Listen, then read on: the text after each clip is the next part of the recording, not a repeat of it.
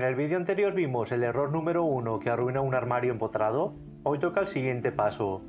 Cómo distribuir bien el interior, porque puedes tener el mueble perfecto por fuera, bien nivelado, bien rematado, y aún así por dentro está mal pensado, o no vas a sacarle todo el partido que debería dar. No vamos a hablar de medidas de manual, de esas que salen igual en todas las páginas de internet. Vamos a hablar de cómo lo hago yo. Con más de 30 años metiendo las manos en armarios de verdad, en casas de verdad, en clientes de verdad, con cada uno de sus presupuestos y sus necesidades. Vamos a ver en este orden. Cómo tomar las medidas básicas según el tipo de puerta. Cómo repartir las zonas principales del interior según cómo vive realmente cada cliente. ¿Qué accesorios elegir y por qué no todo resuelve con la misma medida? Y para terminar, algo que mucha gente se salta y luego les da problemas: cómo hacer que el interior encaje bien con las puertas.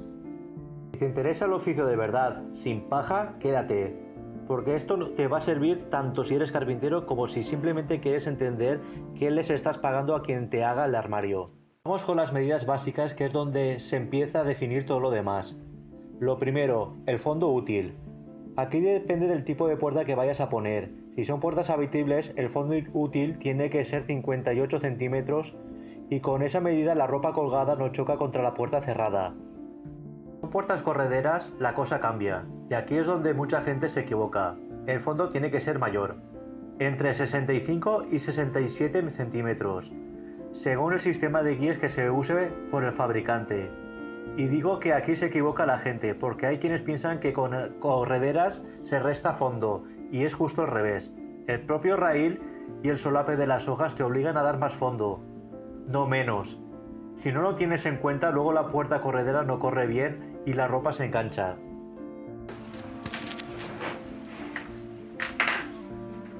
Ahora el ancho de los cuerpos o módulos. El ancho total máximo que le doy yo a un cuerpo o un modelo vertical es de 120 centímetros, pero ojo, esto no significa que la puerta vaya a medir eso, porque cada hoja de puerta, si es abatible, no debes superar los 60 centímetros de ancho, y eso es importante por dos razones. Primero, por el espacio que barre la puerta al abrirse.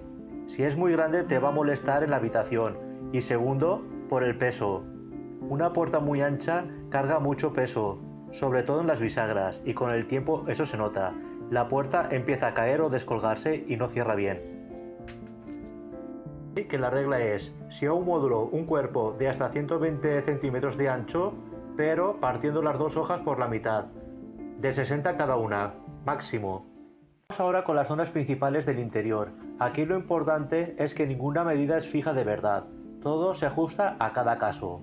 Empezamos por arriba, por el altillo o maletero. Esto no siempre lo pongo, solo si la altura de piso a techo lo permite, y dejo un hueco de entre 40 y 60 centímetros para el altillo. Si el techo no da para más, esta zona no se hace y ya está, no pasa nada. Vamos a la zona de colgado largo. Para vestidos y abrigos largos, aquí el hueco libre va de 120 a 160 centímetros y la medida exacta depende de la estatura del cliente. No es lo mismo dejar un hueco para una persona de 1,60 m que para una persona de 1,90 m. Para la zona de colgado corto, camisas, chaquetas, el hueco libre normalmente está entre 90 y 100 centímetros, pero eso también puede subir hasta 110 centímetros, otra vez según la estatura del cliente, siempre que el hueco que estás modulando te lo permita. Aquí viene una matriz importante, porque es de los errores más típicos que veo, las cajoneras. Mucha gente piensa que las cajoneras van siempre debajo del todo, en su propia zona fija, y eso no es así, o al menos no es la única forma de hacerlo.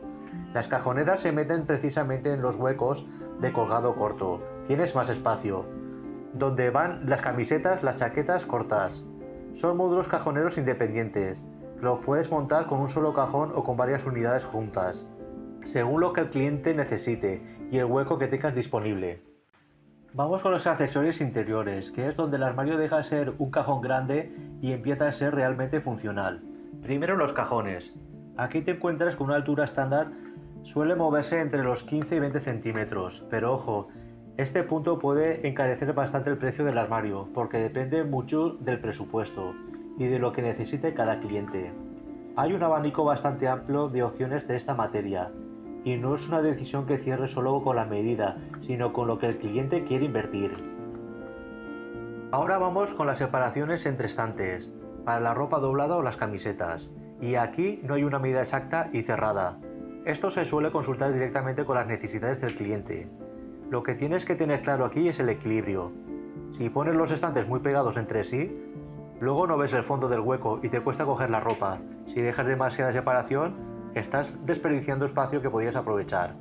Como recomendación orientativa, yo me muevo entre los 28 centímetros y 30-35 centímetros siempre que el armario lo permita. Seguimos con el zapatero. Hoy en día hay muchísimos accesorios y muchas formas distintas de resolver esto. Ya no se trata del típico estante inclinado fijo de toda la vida. Ejemplo, puedes usar cajones de fondo extra con varillas para acomodar los zapatos, o bandejas extraíbles pensadas específicamente para los zapatos. Hay solución para casi cualquier necesidad y presupuesto. Por último, el pantalonero extraíble sí que hay una medida clara. Necesitas un espacio mínimo de 70 centímetros de altura. Para que funcione bien, al igual que el zapatero, existen muchos herrajes diferentes con distintas formas de colocación. Vamos con un punto que mucha gente se salta y que luego da problemas: el encaje del interior con las puertas. Lo primero, las divisiones interiores tienen que coincidir con el cierre de las puertas. Esto es para que, cuando abras el armario, el hueco quede lo más limpio posible para acceder a él. Y también hay que tener en cuenta otra cosa: el reducir el ancho de las cajoneras o el herraje extraíble en estas zonas de coincidencia. ¿De qué medida estamos hablando exactamente? De la suficiente para liberar bisagras y el espacio que ocupan las puertas. Y eso vale igual tanto si son abatibles como si son correderas. Y el segundo paso va en la misma línea. El paso libre para los accesorios extraíbles, y aquí el criterio es idéntico. Da igual que tengas correderas o abatibles, tienes que dejar paso libre a todo lo que se saca hacia afuera, cajones, bandejas y demás. Porque si no dejas espacio libre, pasan dos cosas: o directamente el accesorio no se puede abrir, o roza por los laterales, con las bisagras y el resto de los herrajes, y con el tiempo se desgasta el mueble y da problemas. Como has visto, distribuir bien el interior de un armario no es aplicar una tabla de medidas fijas, es entender el hueco que tienes, entender a la persona que va a usar el armario todos los días, y a partir de ahí ajustar cada zona. El fondo según el tipo de puerta, las alturas de colgado según la estatura, dónde van las cajoneras, qué accesorios merece la pena tener y cómo hacer que todo encaje con las puertas sin que nada roce ni se quede a medio abrir. Esto es lo que marca la diferencia entre un armario que se quede bonito el primer día y uno que sigue funcionando bien durante 10-20 años. Si te ha servido este vídeo, dale un like y suscríbete, que esto me ayuda mucho para que el canal siga creciendo. Y si tienes alguna duda sobre tu propio armario o algo que no te ha quedado claro, déjamelo en los comentarios e intento contestar a todos. En el próximo vídeo seguimos con el oficio de verdad. Nos vemos en el siguiente vídeo.